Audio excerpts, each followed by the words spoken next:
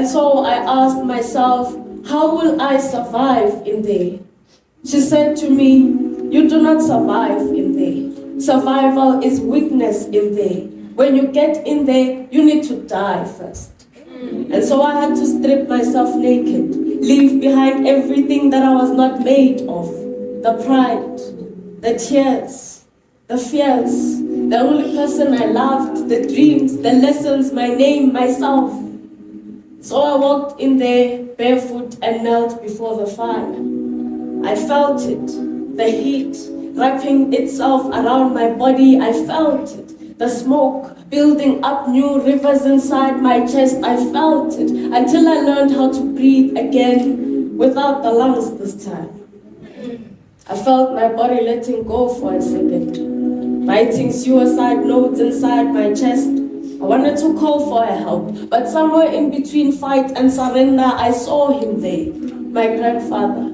He taught me about all these things, how to carry the weight of these bones. He taught me how to lend them a voice. He taught me how to not leave any page behind. He then taught me how to let go. And I can tell you this, that the fire is still there, but this time, I am not afraid.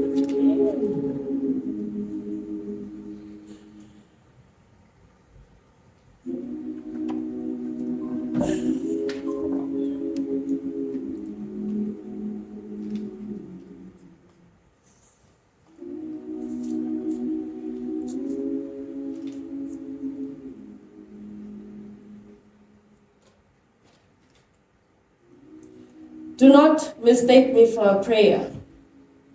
I was not meant to be folded into a love letter to God. I will not arrive there. I was not born to live on your tongue, so please do not run to me when your world is set on fire. Even when your own decisions begin to burn you, please do not mistake me for your salvation. I came in here bleeding too, like a child, learning that some of us are way too loud to ever live in these temples, so please do not kneel before me. Please do not beg me, not even to stay. Do not mistake my fire for glow. I am a burning red flag, my imaginary lover. There is no mercy in here. There is no gentle tide to carry you back home, so please return home while the sun is still away, please. You will not find peace in here, my dear lover. You will only find the girl that I buried long ago when nobody cared. I have kissed way too many ghosts to ever trust any living thing. I have forgiven way too many times to still believe in redemption, so please, if you come here seeking for answers, just please return home, my imaginary lover. I have never allowed myself to come down to make others feel safe, so please, you will not sleep in here. Do not mistake me for a prayer. I am a burning red flag. It's my soul you're seeing, yeah. Every sign of love. On a Sunday, a sunny day, the sun pierced through the skin of the street vendor. I could see him bleeding, and his blood was often mistaken for sweat. He never stopped bleeding.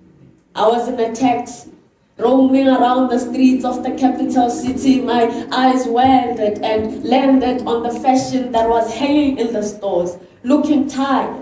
One could tell that it has been there for way too long. Even the dust on its leaves was way too loud, but at least the food and the drinks there had a few buyers.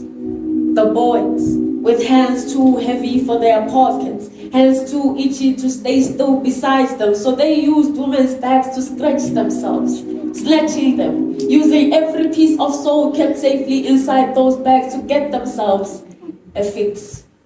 Part of me was a bit scared that day. My eyes continued to wander. For a minute, I found myself staring at a madman. And in the next minute, I was the madman. I was roaming around the streets, carrying dirty bags full of burdens, bags full of shit, greeting everybody with a smile that carried fire and eyes that carried everything left by that fire. I saw myself there in my dirty little corner, my table full of scrunched up paper. I saw myself there having conversations with the moon. I gave it a beautiful name and called it poetry. God, why am I seeing myself in this madman? Why have you brought me to this closed session to expose me for being a man?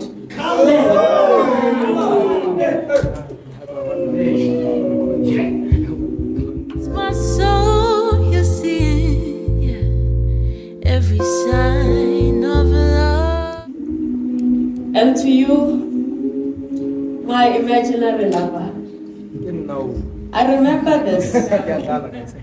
There were days I hated the will for how it carried your name into the silence I tried to rebuild without you.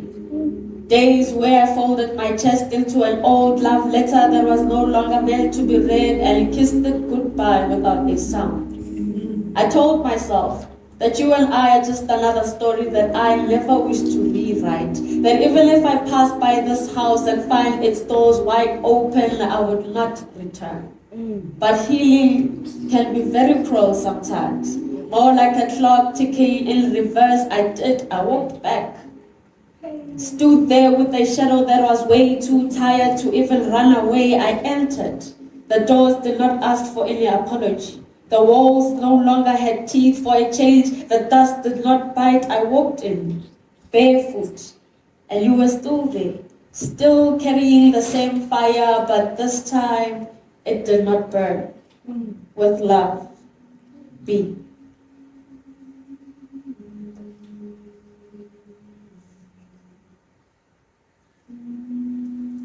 When your body starts moving, nobody knows that something inside you falls apart.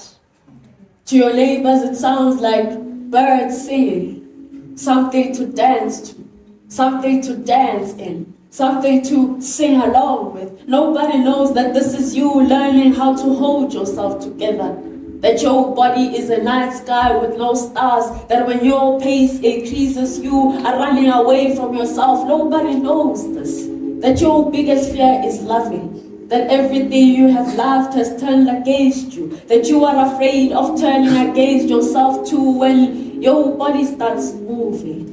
It is leaving blood stains inside your lover's arms and nobody knows this. That this is an emergency alarm. That this is you gathering screams for those with ears to hear that in this house, we are forever fixing in this house. We are forever stitching in this house. We are forever bleeding.